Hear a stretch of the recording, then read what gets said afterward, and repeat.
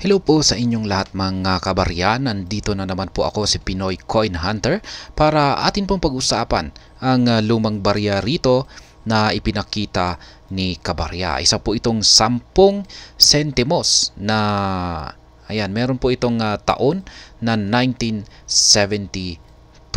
Ayan, Republika ng Pilipinas. Yan po, 1972. Ayan, Republika ng Pilipinas. Nakikita po natin dito yung lumang logo ng Bangko Sentral. Ayan. Medyo po hindi gaanong malinaw yung kuha rito ni Kabarya sa kanyang larawan ng kanyang Philippine altcoin na ito. Ayan, isa po itong 10 sentimos. Ayan. At mukhang base naman sa parang itsura nito ay mukhang maayos naman yung kanyang kondisyon dito base sa itsura nito. Ayan. Nakikita po natin dito. Ayan, medyo may nangingitim-ngitim lang siya rito. Ayan, pero hindi po natin alam kung ito ba ay kalawang or kung dumi lamang ba yan, pwedeng tanggalin.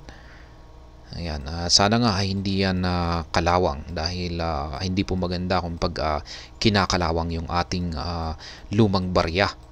Nakakasira po kasi yan sa kondisyon. At kung pag yung kondisyon po ng ating lumang barya ay hindi po maganda, ay malaki pong bawas yan. Nakakabawas po yan sa presyuhan or halaga nito kung nais natin itong ibenta.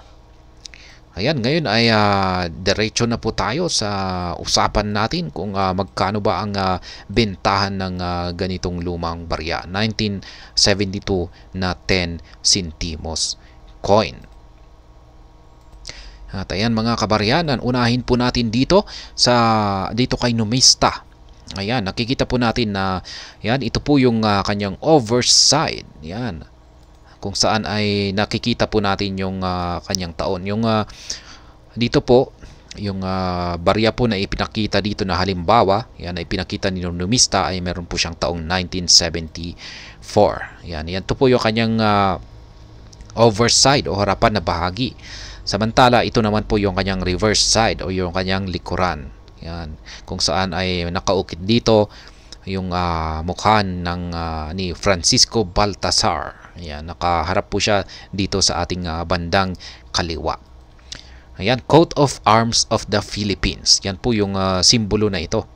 Ayan, coat of arms of the Philippines.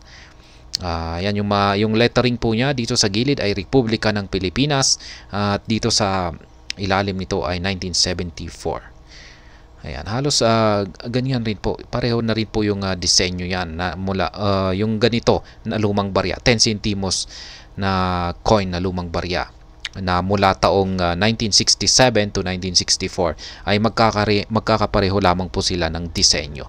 Ayan, pare-pareho lamang po sila ng itsura na ganito yung kanilang pagkakadesenyo. Magkakaiba lamang po sila sa taon.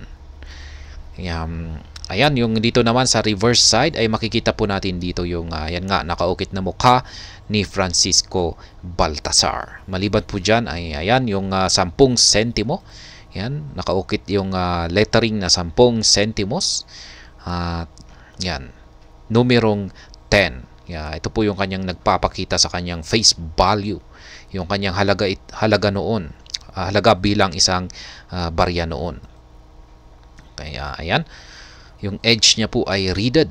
Yan, ibig sabihin ay meron po siyang mga ayan, yung mga guhit-guhit sa kanyang gilid. Ayan, hindi po, meron po kasi tayong dalawang klase ng edge or gilid, yung reeded at saka yung hindi. Yung hindi ay malinis. Ayan. Kaya ayan yung mga mintage, yung mga mints niya ay gawa po ito sa bansang United States. Ayan, Mint of Denver. Ayan, yung mga may taong 1906 to date. At meron din yung United States Mint of San Francisco. Ayan. Ngayon yung 1972. Ayan, yung focus po natin dito ay yung taong 1972. Kaya ang dami po pala ng yung mintage ng 10 centimos coin na may taong 1972. Ito yung may pinakamalaking mintage. Umaabot sa 121 million. Ibig sabihin ay napakarami po ang inilabas na bilang or ganitong barya. Ayan, sa sirkulasyon, umaabot ng 121 million. Kaya ito ay may mataas na frequency, 42%. Yan, Denver Mint po ang mga ito, yung 1972. Ayan, yun nga lang at marami talaga ang may hawak nito, 42% yung kanyang frequency. Ngayon yung kanyang good condition ay nasa 10 pesos. Yan, ganun din po ang very good condition, 10 pesos. Yung fine ay 12 pesos, very fine ay 13 pesos, extra fine at almost uncirculated ay 19 pesos. Yung uncirculated ay 28 pesos. Ayan, mga mabababa po yung presyo. Kasi mga minimum price po yung presyuhan natin, yung nakalagay dito na presyuhan ni Numista. Ibig sabihin ay minimum price ay dito po yung parang base price kung saan ay po magsisimula yung usapan. Yan, sa pagitan ng buyer at seller. Kaya pwede pa naman pong tumaas yan. Depende sa usapan. At syempre depende na rin sa kondisyon kung ano yung kung ano talaga yung itsura ng lumang barya. Kasi syempre kung pag maganda yung kondisyon nito, maganda yung kanyang pagkakatago at ay syempre hindi lamang po nasa 28 pesos yung halaga niyan. Higit pa yan, tataas pa yan. Kaya yan, depende na rin sa demand. Kung talagang may yung tao, yung buyer ay talagang naghahanap nito at talagang kailangan niya talaga, ay talagang magiging mataas yung presyo nito. Parang yung presyo lamang dito ay ito yung ating basihan para sa starting price. Kaya ayan, dito naman po sa aking pag-re-research, patuloy na pag-re-research sa mga online store. Ayan, marami pong nagbebenta rito kay eBay. Meron po akong nakita rito na yan, napakaganda po, uncirculated po. Ito po ay isang uncirculated na 1972 na Philippine 10 centimos coin. Ayan, binibenta po ito. Ayan, ang kanyang itsura, napakaganda. Ayan. Subukan natin na yan, buksan na. Ayan, kitang-kita natin. Ito po, uncirculated po ito. Ibig sabihin hindi po ito nagamit sa sirkulasyon. Talagang maganda po yung kanyang pagkakatago. Masasabi kong isa po talagang kolektor ang nagtago nito. Kaya ayan, ganyan po dapat yung ating pag-aalaga sa ating mga lumang barya. Dapat talagang bigyan natin ito ng halaga. Katulad nito. Ayan. Kasi kung talagang gusto natin itong pagkakitaan sa hinaharap or gusto natin itong ibenta sa hinaharap para kumita, ay syempre dapat bigyan natin ito ng halaga. Bigyan natin ng pansin at pag-aalaga para hindi ito para ma-preserve yung kanyang kondisyon. Kaya yan, binebenta po niya ito. Meron pa siyang mga 10 piraso na available. Ayan, binibenta po niya ito sa halagang $7.45 each. Kaya ayan, magkano ba yan sa palitan ng Philippine peso? Ayan, 7.45. Ilagay po natin dito. Ayan, 7.45. Ayan, tumaas po pala ang presyo ng ang value ng ang palitan ng US dollar to Philippine peso. Nasa 57.02 na po ngayon.